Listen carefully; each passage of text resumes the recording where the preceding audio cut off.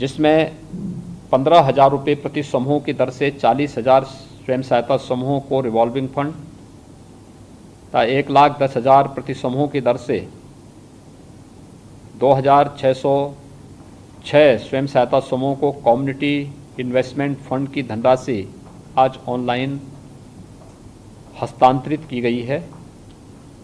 यानी इस प्रकार 42,606 स्वयं सहायता समूहों को 88 करोड़ 66 लाख रुपए की कुल धनराशि का हस्तांतरण आज यहाँ पर संपन्न हुआ है। इसके साथ ही एक जो बड़ा कार्यक्रम आज यहाँ पर संपन्न हुआ है वह है जो अनुपूरक पुष्टाहार के उत्पादन एवं आपूर्ति के क्रम में जनपद फतेहपुर तथा उन्नाव के स्वयं सहायता समूह की महिला सदस्यों को एकीकृत बाल विकास सेवा द्वारा प्रति इकाई 45,60,000 रुपये का चेक भी यहाँ पर अभी प्रदान किया गया है। यहाँ पर मैं उन सभी स्वयं सहायता समूहों से जुड़ी हुई बहनों को हृदय से बधाई देता हूँ, उनके द्वारा किए गए प्रयासों की सराहना करता हूँ और उनके आगामी कार्यक्रमों के प्रति अपनी शुभकामनाएं भी देता हूँ। मुझे विश्वास है कि प्रदेश सरकार का यह प्रयास ग्रामीण क्षेत्र में रोजगार के उपलब्ध कराने में अत्यंत ही सहायक सिद्ध होगा। इससे न केवल महिलाएं अपने अपने स्वरोजगार की स्थापना कर सकेंगी बल्कि उनके जीवन स्तर को बढ़ाने में भी इससे काफ़ी मदद मिलेगी। हम सब जानते हैं कि आदरणीय प्रधानमंत्री जी का इस बात पर विशेष जोर रहा है, खास तौर पर ग्रामीण क्षेत्र में निर्धन परिवारों की महिलाओं को समूह बनाकर के संगठित करना, गरीबी उन्मूलन और सामाजिक व आर्थिक सशक्तिकरण की दिशा में दीनदयाल अंत्योदय योजना NRLM की महत्वपूर्ण भूमिका को देखते हुए इस पर आदरणीय प्रधानमंत्री जी ने निरंतर जोर दिया है। पिछले 1.5 वर्ष से पूरा देश और पूरी दुनिया कोरोना महामारी से जूझ रही है। कोरोना कालखंड के दौरान आजीविका मिशन के समूह से जुड़े हुए सदस्यों ने प्रदेश के सभी 75 जनपदों के सभी 826 विकासखंडों में अपनी उपस्थिति का आभास कराया है। प्रदेश सरकार के विशेष प्रयासों से आजीविका मिशन से जुड़ी हुई 4,80,000 स्वयं सहायता समूहों के माध्यम से 52 लाख परिवारों को जोड़ा गया है। योजना आरंभ से वित्तीय समावेशन प्रक्रिया के अंतर्गत 3,10,832 से अधिक समूहों को 15,000 रुपये प्रति समूह की दर से 466.24 करोड़ रुपये का रिवॉल्विंग फंड तथा 1,10,000 रुपये प्रति समूह की दर से 1,86,015 स्वयं सहायता समूह को 2,046.16 करोड़ रुपये की सामुदायिक निवेश निधि भी प्रदान की गई है।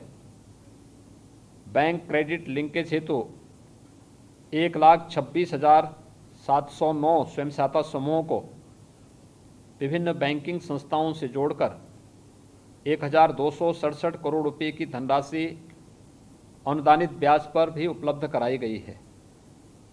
आजीविका मिशन से जुड़ी प्रदेश की 67,000 महिलाओं से 1,55,000 स्कूल ड्रेस की सिलाई कराई गई, जिसमें 100 करोड़ रुपये का लाभ अर्जित हुआ है। ड्रेस सिलाई से प्रति महिला 6,000 रुपये की मासिक आय का सृजन हुआ है। टेक होम राशन परियोजना के अंतर्गत प्रदेश के 43 जनपदों के 204 विकास खंडों में स्वयं सहायता समूहों की महिला सदस्यों द्वारा पुष्टाहार उत्पादन इकाइयों की स्थापना कर पुष्टाहार तैयार कर आंगनबाड़ी केंद्रों में वितरण किए जाने का भी निर्णय लिया गया है। और इसी क्रम में आज फतेहपुर के विकास खंड मलवा, तथा जनपद उन्नाव के विकासखंड बीघापुर में पुष्टाहार इकाई स्थापित कर टेक होम राशन का उत्पादन आरंभ भी कर दिया गया है। प्रदेश के सभी जनपदों के समस्त विकासखंडों में 63,000 समूहों द्वारा ड्राई राशन यथा गेहूं, चावल, चना, एडिबल ऑयल का उठान एवं पैकिंग कर 1,64,00,000 आंगनबाड़ी केंद्रों में विभिन्न वर्गों यानी बच्चों, गर्भवती महिलाओं एवं धात्री महिलाओं, अतिकुपोषित बच्चों व किशोरी बालिकाओं के 1,47,00,000 लाभार्थियों को इसका वितरण किया जा रहा है। इसी प्रकार 2,966 उत्पादक समूहों के माध्यम से 45,824 महिला किसानों को साग, सब्जी, फल, खाद्यान्न उत्पादन एवं पशुपालन के कार्य से जोड़कर आजीविका के साधन भी उपलब्ध कराए गए हैं। स्वयं सहायता समूह की महिलाओं द्वारा 33,654 सामुदायिक शौचालयों का भी वर्तमान में प्रदेश में संचालन किया जा रहा है। समूह द्वारा 29 लाख सोलर लैंप का निर्माण किया गया है, जिससे लगभग 7 करोड़ रुपए की आय हो चुकी है। प्रति महिला औसतन 5,000 से 7,000 रुपये की मासिक आय का सृजन भी इसके माध्यम से किया जा रहा है। वर्तमान में 705 से ज़्यादा प्रेरणा कैंटीन का संचालन स्वयं सहायता समूह की महिलाओं द्वारा किया जा रहा है। कैंटीन के संचालन से प्रति महिला औसतन 6,000 रुपये की मासिक आय सृजित हो रही है। प्रदेश में उचित दर की 1,488 दुकानें स्वयं सहायता समूहों को आवंटित की गई हैं। बुंदेलखंड क्षेत्र में दुग्ध मूल्य श्रृंखला हेतु बलिनी मिल्क प्रोड्यूसर कंपनी का गठन किया गया है। अब तक 5 जनपदों के 601 ग्रामों में इस कंपनी के 24,180 शेयर होल्डर्स हैं। अभी तक 80 करोड़ 53 लाख रुपए का भुगतान महिला दुग्ध उत्पादकों को किया गया है। कंपनी द्वारा 6 करोड़ 4 लाख रुपए का लाभांश भी अर्जित किया गया है।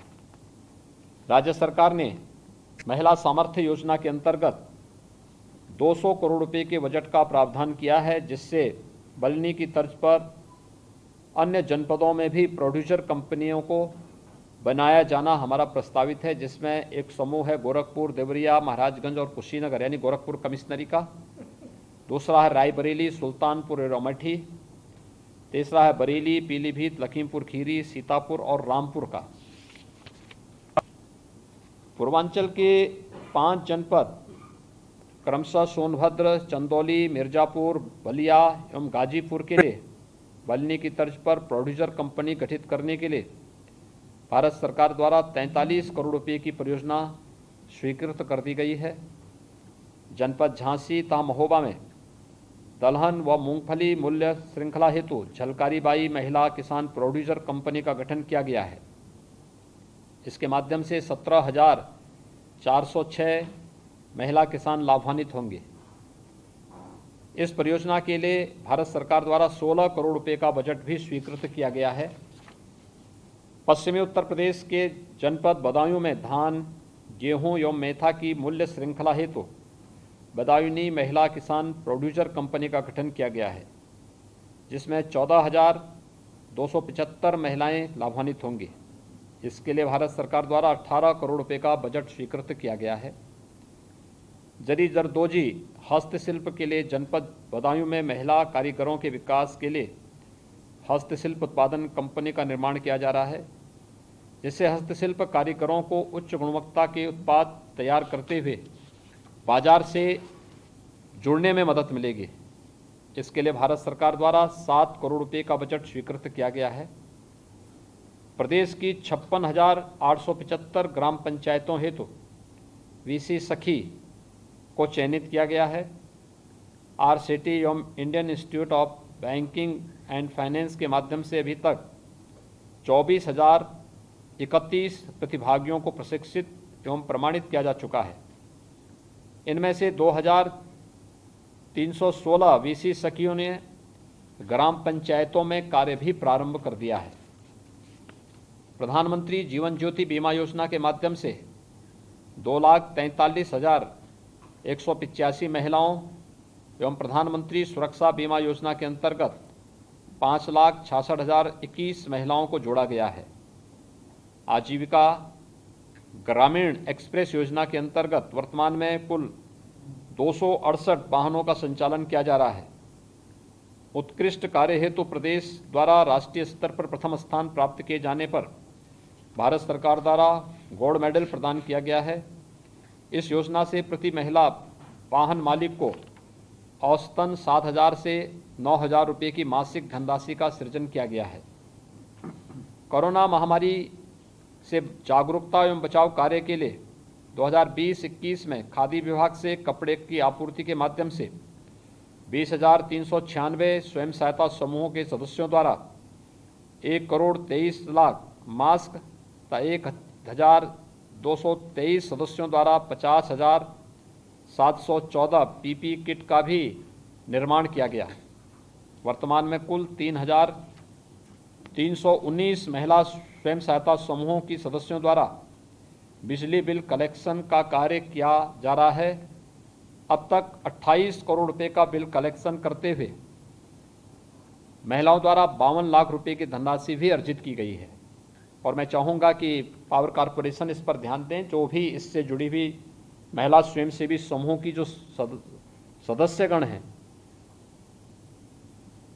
अगर हम प्रदेश के अंदर अभी तक ग्रामीण क्षेत्र में जो विद्युत बिल कलेक्शन की जो स्थिति है मात्र 30% है, अगर हम इसे 90 से 95% तक पहुंचाना है तो महिला स्वयंसेवी समूह के दायरे को हमें इसके साथ जोड़ना पड़ेगा। और मुझे लगता है कि इससे दोनों को लाभ होगा, पावर कॉरपोरेशन को भी लाभ होगा और महिला स्वयंसेवी समूह भी आर्थिक रूप से स्वावलंबन की ओर अग्रसर होंगे। जो अभी एक समूह ने अपनी जो बातें यहाँ पर रखी हैं उनकी बातों को हम ध्यान देकर इसको आगे बढ़ाएंगे। मुझे विश्वास है कि आज प्रदेश सरकार के द्वारा जो ये प्रयास प्रारंभ हुए हैं, निश्चित ही ग्रामीण क्षेत्र में महिला स्वयंसेवी समूहों के द्वारा जो एक अच्छे और सराहनीय प्रयास प्रारंभ किए गए हैं, इसके सार्थक परिणाम सामने आएंगे और महिला स्वावलंबन के माध्यम से महिला सशक्तिकरण के लक्ष्य को प्राप्त करने में हम सबको मदद मिलेगी। मैं एक बार फिर से जिन 42,000 से अधिक महिला स्वयंसेवी समूहों को आज यहाँ पर रिवॉल्विंग फंड आदि उपलब्ध कराया गया है, उन सबको हृदय से बधाई देता हूँ, अपनी शुभकामनाएं देता हूँ। धन्यवाद। जय हिंद।